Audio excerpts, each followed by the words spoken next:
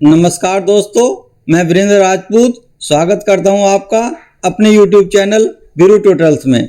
दोस्तों, जैसा कि आपको पता है, मैं लगभग 8 टॉपिक अपने कंप्लीट करा चुका हूं। लगभग मेरे 35 वीडियो बन चुके हैं, अपलोड हो चुके हैं। और आज का जो मेरा वीडियो है वो है problems on ratio and proportion, अनुपात समानुपात पर। आज मैं क्वेश्चन आंसर ले रहा हूं। देखिए, पहले मैं आपको कुछ क्वेश्चन आज कराऊंगा, उसके बाद आपको एक ऑनलाइन टेस्ट मिलेगा। ठीक है, ये जो ऑनलाइन टेस्ट है ये आपको कहाँ मिलेगा? ये आपको डिस्क्रिप्शन बॉक्स में मिलेगा। ठीक है, डिस्क्रिप्शन बॉक्स में मिलेगा। और टोटल आपको जो क्वेश्चन है वो 10 क्वेश्चन है और 10 मार्क्स के हैं। ये आपको लगाने हैं क्वेश्चन। ठीक है, इन्हें आप लगाइए और आपको अपना ऑटो एवेल्यूटेड हो जाएगा टेस्ट आपका, आपको अपने मार्क्स पता चल जाएंगे। तो इसको लगाना ज़रूर। ठीक है, तो आज का वीडियो हम शुरू करते हैं। देखिए, ये जो है मेरे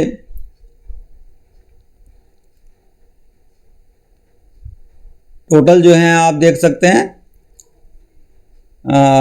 9 टॉपिक जो हैं वो कंप्लीट हो चुके हैं। ठीक है, 9th मतलब आज कंप्लीट हो जाएगा।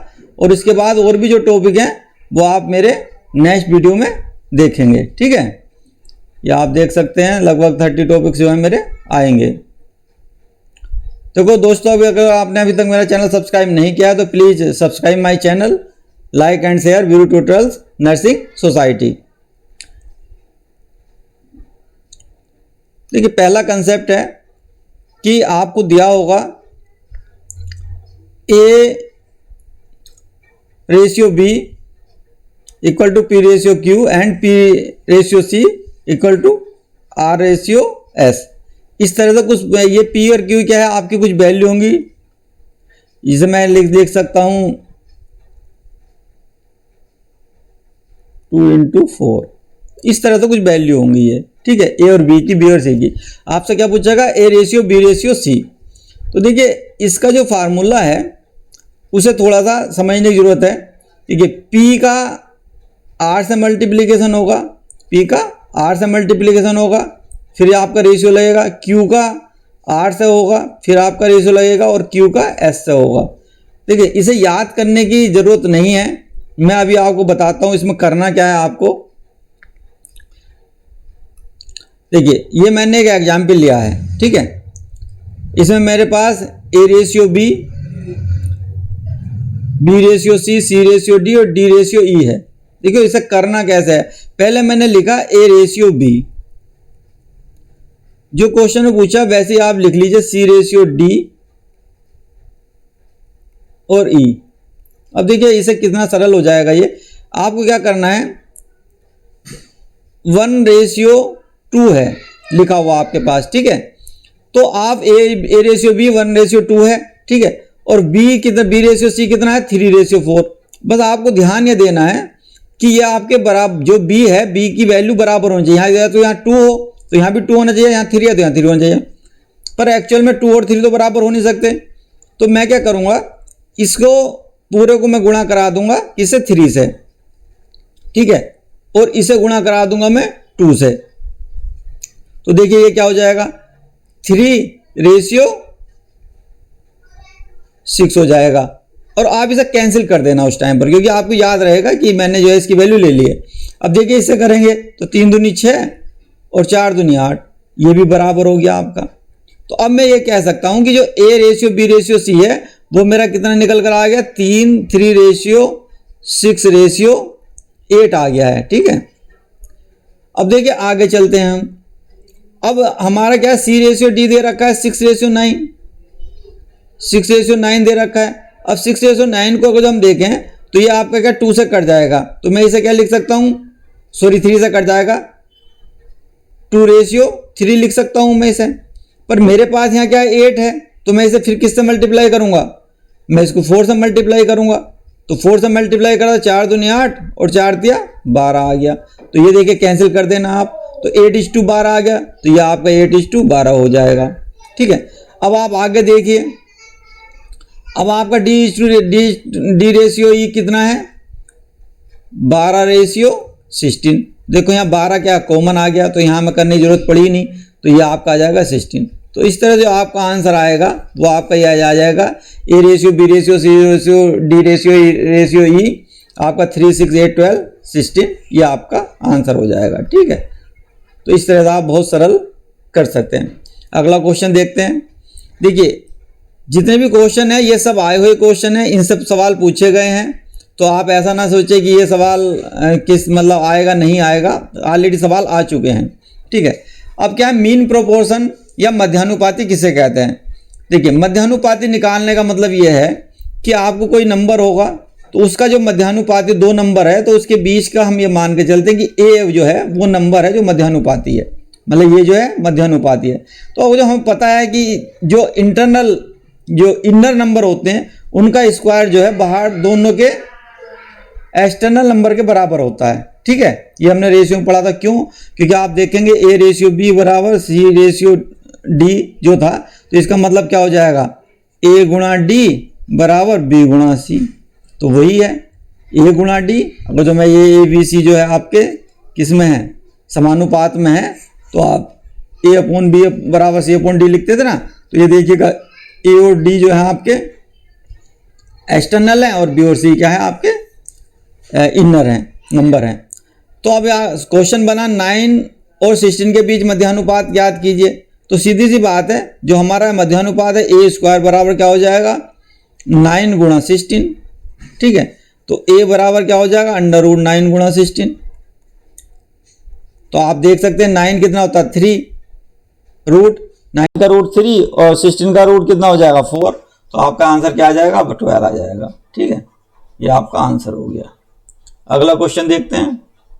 देखिए यहाँ क्या है, मैंने पिछले लेक्चर में आपको कंपोनेंट और डिविडेंड थ्योरम बतलाई थी, पर क्योंकि मेरा पेन टैबलेट वर्क नहीं कर रहा था, तो इस वजह से मैं आपको जो सवाल था वो बहुत अच्छे से एक्सप्लेन नहीं कर पाया था। आज मैं आपको इसको जो क्वेश्चन है मैंने वही क्वेश्चन रिपीट कराया ताकि आप अच्छे से समझ पाए।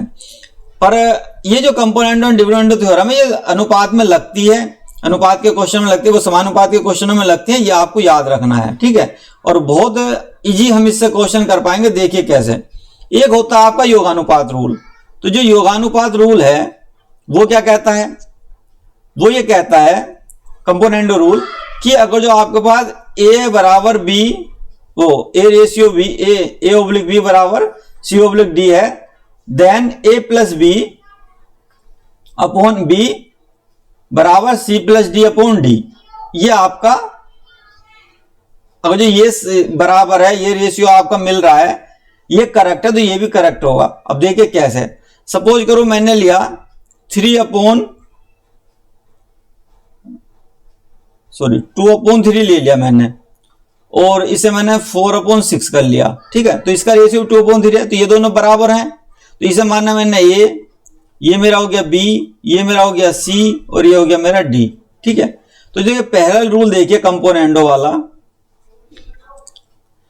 इसमें क्या कह रहा है A अपॉन B बराबर C अपॉन D, ये मेरा है। तो A प्लस B देखिए, A प्लस B क्या हो जाएगा आपका 2 + 3, और अपॉन में क्या रहेगा आपका B रहेगा 3 बराबर 4 + 6, और अपॉन में क्या रहेगा आपका, हर क्या रहेगा आपका 6 ही रहेगा।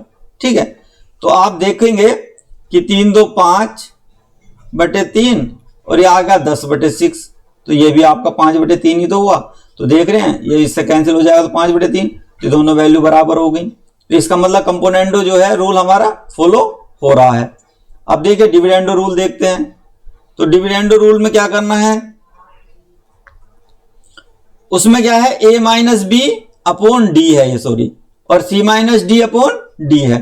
ठीक है, तो A minus B upon B है और C minus D upon D है। तो A माइनस B करो, देखिए 2 - 3 करेंगे, अपॉन में तो B है तो 3 रहेगा बराबर C माइनस D मतलब 4 - 6 अपॉन क्या आ जाएगा 6 आ जाएगा। तो देखिए ये आ गया -1/3, इधर करेंगे तो -2/3 आ जाएगा, 2/6 आ जाएगा, काटेंगे तो आपका आ जाएगा -1/3। ठीक है, तो सेम -1/3 है, -1/3 है, LHS RHS बराबर है, तो इसका मतलब हमारा डिविडेंडो रूल भी फॉलो हो रहा है। अब देखिए कंपोनेंडो एंड डिविडेंडो रूल हमारा यानी योगांतर अनुपात कैसे रूल हमारा कैसे लगता है। इसमें आप देखेंगे a प्लस बी, तो मैंने क्या करा 2 + 3 डिवाइड बाई नीचे का a माइनस बी तो 2 - 3 बराबर c प्लस डी यानी 4 + 6 अपॉन 4 - 6, तो ये आ जाएगा 5 अपॉन -1 बराबर 10 अपॉन -2। अब इसे आप काटेंगे तो 5 अपॉन -1 आ जाएगा। ये देखिए बराबर आ गया LHS RHS। तो यहाँ आपका कंपोनेंडो डिविडेंडो पर दो आप देखिए तीनों में जो कंडीशन है आपकी वो क्या दे रखी है, जो समानुपात वाली कंडीशन थी a अपॉन v बराबर c अपॉन d, ये होनी चाहिए, तभी आप जो है अगले जो है इन वैल्यू को लगा पाएंगे। ठीक है, तो देन वाला जो पार्ट है वो आप तभी कर पाएंगे जब इफ वाला पार्ट सेटिस्फाई हो रहा होगा। तो क्योंकि इफ वाला पार्ट हमारे समानुपात के समानुपात ही ये कहता है कि a अपॉन b बराबर c अपॉन d, तो वो अगर जो आपका लग रहा है तो इसका मतलब अगला पार्ट भी आपका लगेगा। योगानुपात, अंतरानुपात और योगांतर अनुपात तीनों ही रूल आपके लगेंगे। देखिए क्वेश्चन लिया है मैंने, बहुत अच्छा क्वेश्चन है, इसको देख लेते हैं एक बार। देखिए क्वेश्चन क्या कह रहा है, एक चीज और थी जो हमारा कंसेप्ट था कंटिन्यूड प्रोपोर्शन, जिसे हम सतत समानुपात भी कहते हैं, इससे भी क्वेश्चन पूछा जाता है। देखिए एक ही प्रकार के कि 3 क्वांटिटी मतलब ए बी सी एक ही तरह की हैं। मैंने बोला अनुपात समानुपात में कि क्वांटिटी जो होंगी वो आपकी एक ही तरह की होंगी। ठीक है, एक ही तरह की होंगी, सतत समानुपात कहलाएंगे। यदि कब कहलाएंगे, यदि a बराबर b, वो a रेशियो b बराबर b रेशियो c, तो इसका मतलब ये हो जाएगा कि b² बराबर ac। ठीक है, अब जरा सवाल देख लेते हैं, इस पे सवाल क्या बनता है। देखिए ये तो इसकी डेफिनेशन थी।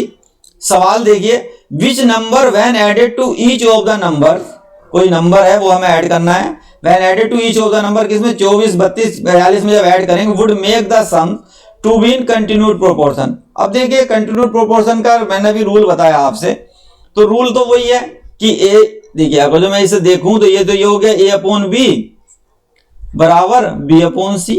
ठीक है, अब क्या कह रहा है वो कि कुछ ऐड किया रहा, तो हमने माना वो एडेड नंबर क्या है x है, तो देखिए क्या हो जाएगा आपका 24 plus x divide by b, आपका क्या आ जाएगा 32 प्लस x बराबर देखिए 32 प्लस x डिवाइड में आपका क्या आ जाएगा 42 प्लस x।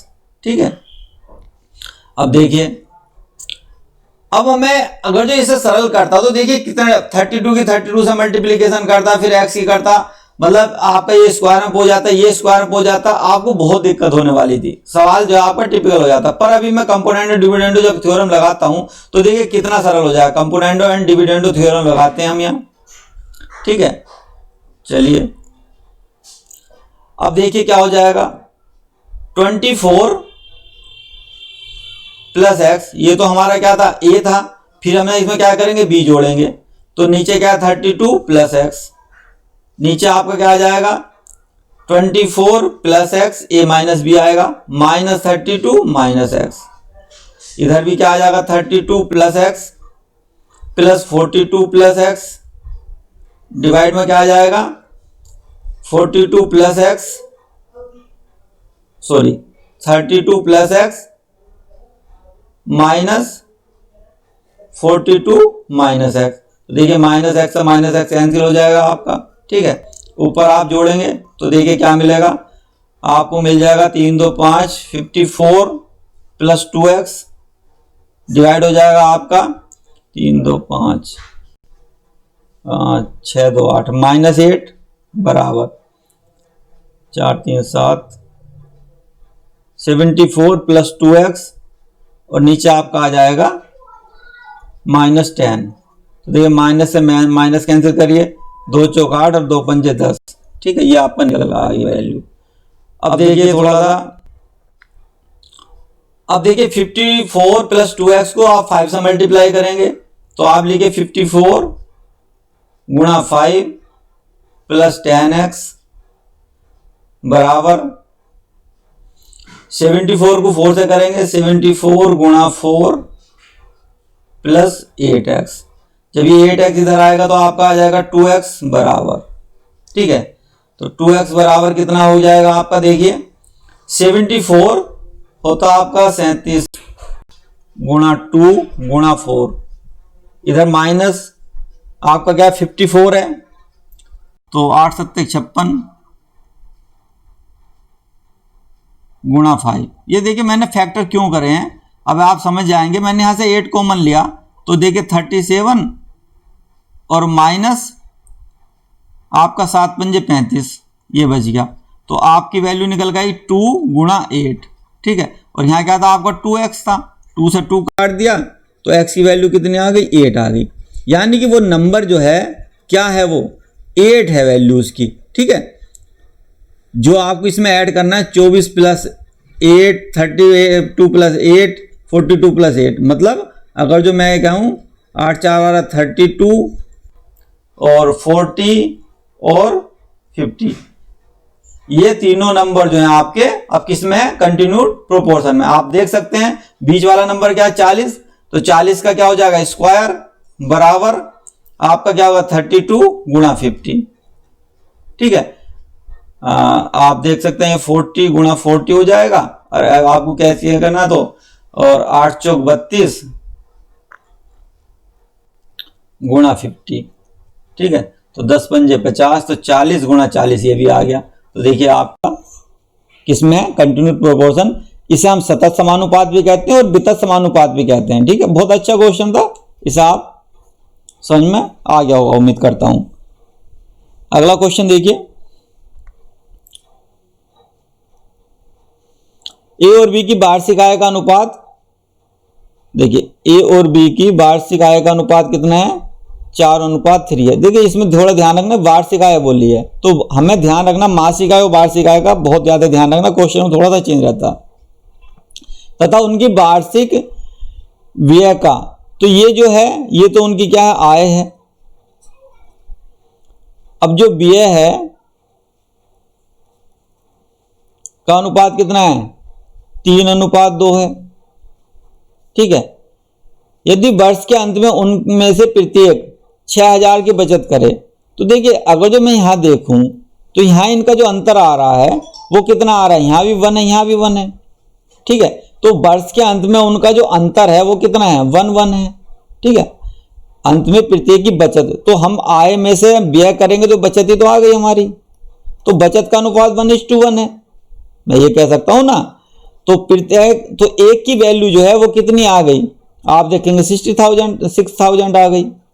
अब वो क्या कह रहा है, ए की वार्षिक आय क्या है, तो ए का हमारे वार्षिक, अब ए की वार्षिक आय कितनी 4, तो आपका 4 गुणा 6,000, 6 चौक 24,000, ठीक है। देखिए मैं इन चीजों को बार बार करूंगा। एक की वैल्यू कितनी आई आपकी 6,000, देखिए यहां बराबर नहीं है, ये समानुपात, ये जो चिन्ह है आपको ये समझना पड़ेगा, ये बराबर नहीं है। बस एक की वैल्यू कितनी है 6,000, 4 की वैल्यू कितनी आ जाएगी 6,000 गुणा 4, 24,000 आ गई, ठीक है। इस तरह से हमने इस सवाल को किया, उम्मीद करता हूं कि समझ में आ गया होगा। अगला क्वेश्चन देखते हैं, ए और बी की वार्षिक आय। अब देखो यहां अगेन वार्षिक आय है ए और बी की 4:3 है, तथा उनके वार्षिक व्यय खर्चे कितने हैं, 3:2 का रेशियो है।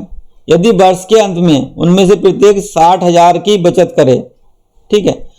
अब देखिए बचत क्या है, एक्चुअल क्वेश्चन सेम था, रिपीट हो गया एक तरह से, यहाँ 1:1 का ही रेशियो है, प्रत्येक कर रहा है तो एक का आपका कितना आ गया 60,000 हो गया, ठीक है।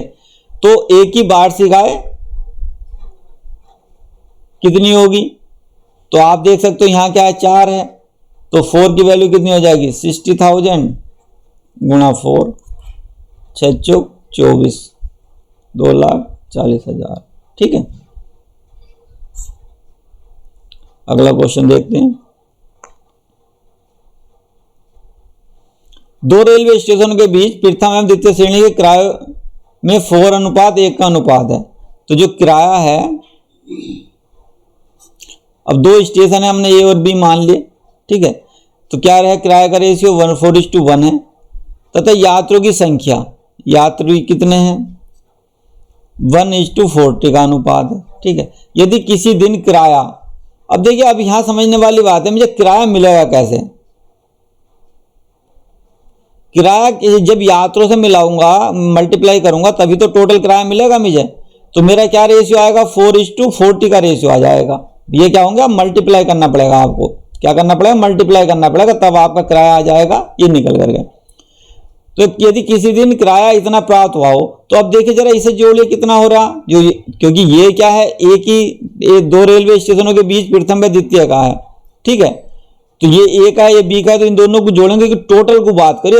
यदि किसी दिन का किराया इतने रुपए प्राप्त हुआ, तो दोनों स्टेशनों का होगा ना, ए और बी का, तो आपका टोटल जुड़ा तो ये कितना आ जाएगा? 44 आ गया। और ये किसके बराबर है? 1100 के। बस ये ध्यान रखना आपको। ठीक है, तो ये आ जाएगा आपका 11 चौक 44 100। तो एक की वैल्यू कितनी आ गई? 25 आ गई। अब पूछा क्या उसने? इसमें प्रथम श्रेणी के यात्रियों से प्राप्त किराया कितना है? तो प्रथम श्रेणी तो ये था A1 और ये द्वितीय श्रेणी था। ठीक है, तो प्रथम श्रेणी के यात्रियों से प्राप्त किराया कितना है? तो प्रथम श्रेणी यात्रियों से प्राप्त किराया तो मेरा ये निकल कर आ रहा है, देखो ये 4 है, तो 4 की वैल्यू कितनी हो जाएगी? 4 × 25, 25 चौका 100 हो गया आंसर। ठीक है, उम्मीद करता हूँ कि समझ में आ गया होगा। अगला क्वेश्चन देखते हैं। एक विद्यालय के छात्रों की कुल संख्या 660 थी। देखिए कुल संख्या कितनी है? कुल छात्र कितने मेरे पास? 660 है। ठीक है, उसमें लड़कों लड़कियों का अनुपात 13 और 9 का है। ये आपके बॉयज हो गए, ये गर्ल्स होंगी। ठीक है, कुछ दिन बाद 30 लड़कियां, अब देखिए यहां अभी हम क्या है ना, अलग अलग कर लेते हैं, क्योंकि टोटल छात्र देखिए, टोटल बॉयज और गर्ल्स कितने हैं आपके? हो जाएंगे 21। ठीक है, ये आपके निकल गया, जोड़ेंगे तो हम 21 हो गए ना, सॉरी 22। और ये बराबर किसके हैं आपके? 660 के। टोटल छात्र तो है ना आपके, तो टोटल छात्र आपके गर्ल्स एंड बॉयज मिलकर 22 हुए, तो यहाँ इसका रेशियो इतना हो गया 660। तो एक का कितना आ जाएगा आपका? 30। तो आपके छात्र के 339। तो ये आपके बॉयज हो गए, और गर्ल्स कितनी हो गई आपके?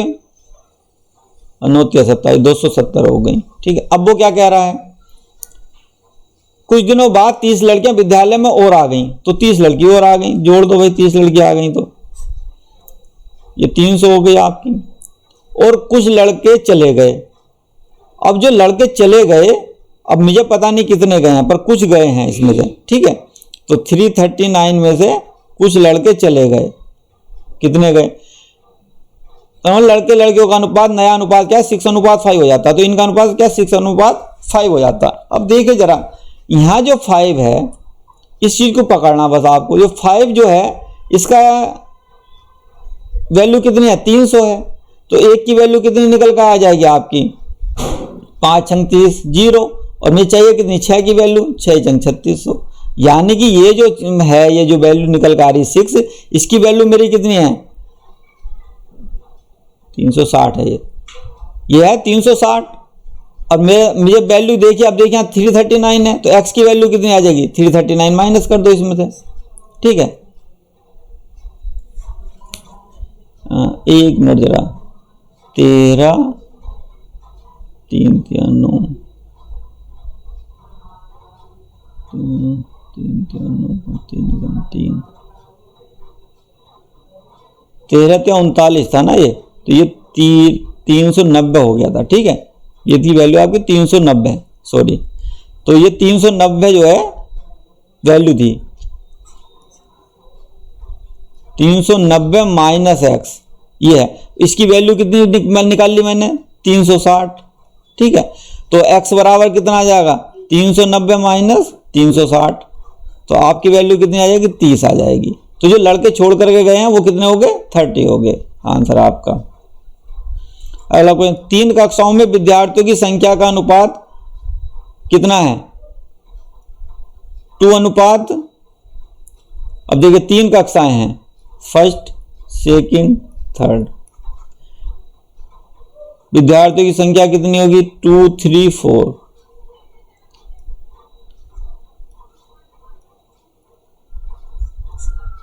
ठीक है। यदि प्रत्येक कक्षा में विद्यार्थी बढ़ा दिए जाएं, अब ये क्या हमने बढ़ाए तो क्या होगी 8:11:14। तो पहले तीनों कक्षाओं में मिलाकर कुल कितने विद्यार्थी थे। अब देखिए इस सवाल को करने के लिए जब आपने यदि प्रत्येक कक्षा में विद्यार्थी बढ़ा दिए जाएं, तो अभी हमें इन सवालों में जब इस तरह के रेशियो आएंगे तो इसमें क्या है, जो बढ़ेगा वो आपका बराबर में बढ़ेगा रेशियो। अब आप यहाँ देखिए कि यहाँ तो आपका डिफरेंस आ रहा है कितना आ रहा है आपका डिफरेंस 10 आ रहा है। यहाँ देखेंगे आप आ रहा है 7 8 का आ रहा है। ठीक है, 8 का आ रहा है और यहाँ आपका 6 का आ रहा है। ये समान नहीं है। अभी जरा देखिए मैं कहना क्या चाह रहा हूँ।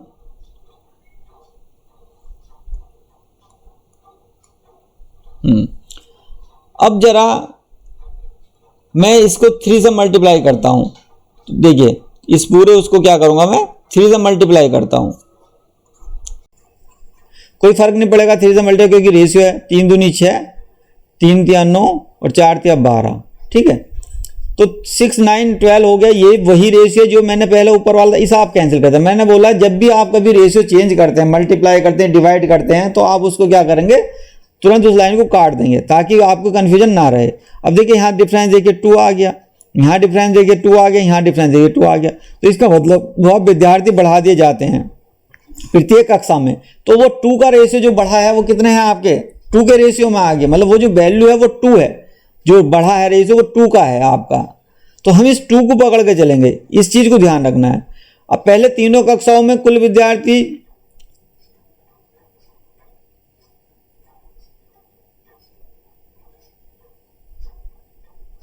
ये सॉरी प्रत्येक कक्षा में कितने 12 विद्यार्थी, ये एक्चुअल छिप गया था, ये यहाँ क्या है 12 है।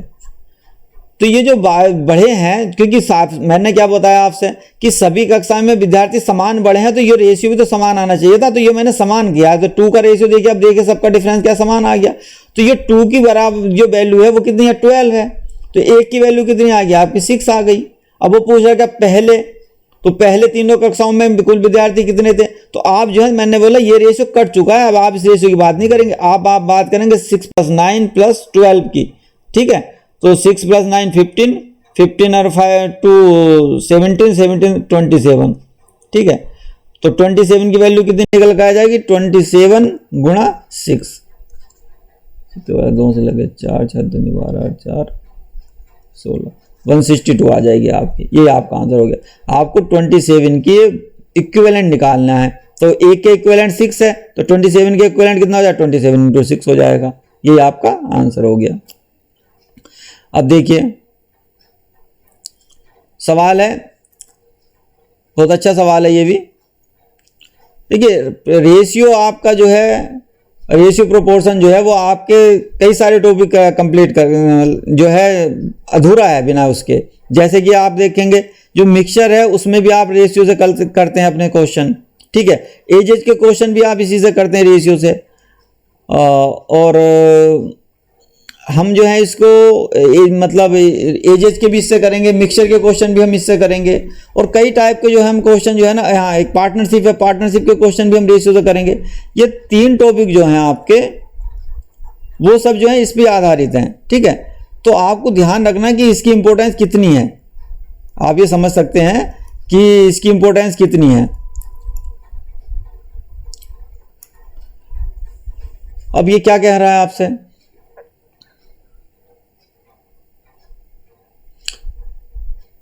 एक पीपे में 2 द्रव हैं, मैंने माना ए और बी हैं, इनका रेशियो कितना 5:3 है।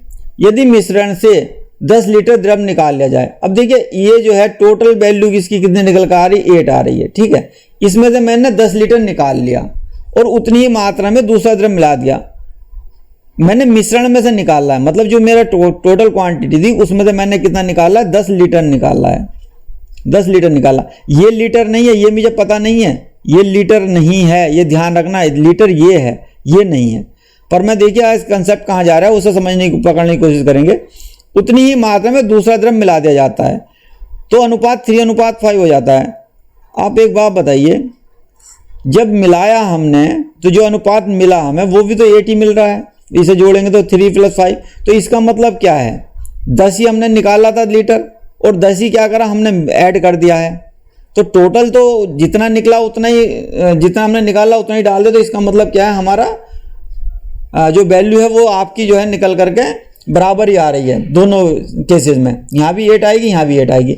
पर आप एक बात बताइए, जब मैं निकाल रहा हूँ तो निकाल रहा हूँ मैं पूरे से ए और बी प्लस से, जो निकल रहा है वो ए प्लस बी से निकल रहा है, ठीक है 10 लीटर जो निकल रहा है, और जो ऐड हो रहा है वो किस में हो रहा है, वो बी में ऐड हो रहा है। देखिए आप क्या कह रहा है, वो दूसरा द्रव यानी बी वाला मिलाया जा रहा है, ठीक है। पर आप बस पकड़ना क्या है, जो आप ये देखिए अगर जो मैं इसमें दूसरा द्रव मिला रहा हूं, ठीक है, तो चेंजेस किस में होगा, चेंजेस तो इसमें ही होगा, ठीक है ना भाई, इसमें तो चेंजेस होना नहीं चाहिए था, देखा जाए तो चेंजेस इसमें हो रहा है, क्योंकि अगर जो 5 3 है तो ये यहाँ भी मेरे पास 5 है, तो इसमें चेंजेस कितना आया आपका 2 का आया। देखिए बात समझिए, जो आपकी कुल क्वांटिटी है उसमें से आपने निकाला था, मिलाया आपने बी है, निकाला ए प्लस बी में से है, ठीक है। तो आप ये देखिए ए की जो भी रेशियो था जो इनिशियल में था वो तो वही रहना चाहिए था ना, बी आपका घटना बढ़ना चाहिए था। तो अब फर्क किससे पड़ रहा है, जो आपका इसमें डिफरेंस आ रहा है 5 से 3 जा रहे हैं आप, जो 2 है 2 से ही तो चेंजेज हो रहा है आपका, और कितना चेंज हो रहा है आप 10 लीटर निकाल लो इसमें से, तो 1 की वैल्यू कितनी आ जाएगी आपकी 5 लीटर आ जाएगी, ठीक है। और वो पूछ क्या रहा है, तो पीपीएम द्रव की कुल क्षमता कितनी है 8, ये जो हमारी वैल्यू 8, तो 8 की वैल्यू कितनी आ जाएगी 8 × 5 यानी कि 40 लीटर, ये इसका आंसर हो गया। अगले क्वेश्चन की तरफ चलते हैं। देखिए किसी थैले में 50 रुपये, 20 रुपये और 5 रुपये के नोटों की संख्या का अनुपात, देखिए 50 रुपये, 20 रुपये और 5 रुपये के नोटों की संख्या का अनुपात कितना है 4:5:6। अब देखिए ये क्या है 50 रुपये, 20 रुपये और 5 रुपये के नोटों की संख्या, तो ये तो हमारे पास होगी नोटों की संख्या।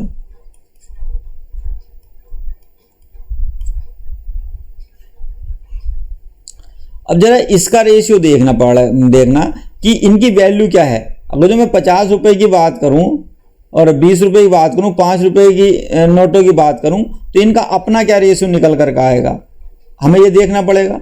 अब देखिए मैंने अगर जैसे 2 से मल्टीप्लाई करूं तो ये आ जाएगा आपका 100 हो जाएगा, या आपका 40 हो जाएगा।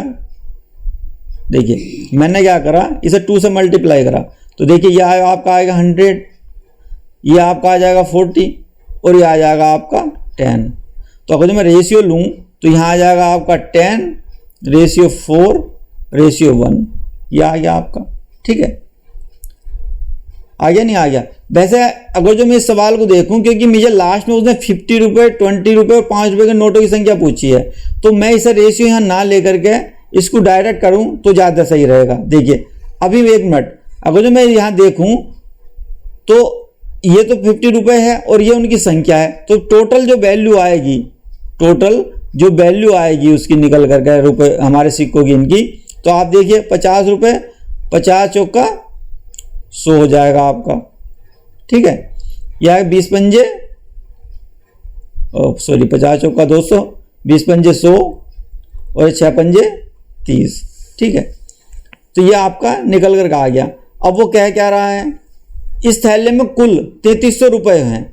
अब जो ये वैल्यू आई मेरे पास, तो ये निकल कर गई। अब इसे जरा जोड़ लो, टोटल कितने आ रहे हैं आपके पास निकल करके, ये आएगा 300, 330 और इसकी वैल्यू कितनी दे रखी कोरस्पेंडिंग 3300 रुपये, ठीक है।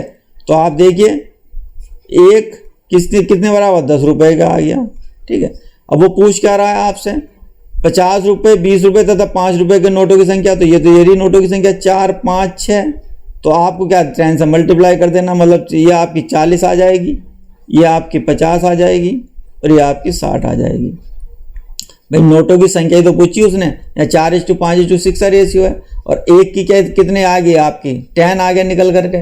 हमने तो इसका जो रेशियो निकाला ना वो 1 की वैल्यू कितनी आ गई 10 आ गई, ठीक है। तो वही हमें जो है 4 की वैल्यू 40 हो जाएगी, 5 की वैल्यू 50 हो जाएगी, 6 की वैल्यू 60 हो जाएगी, ठीक है।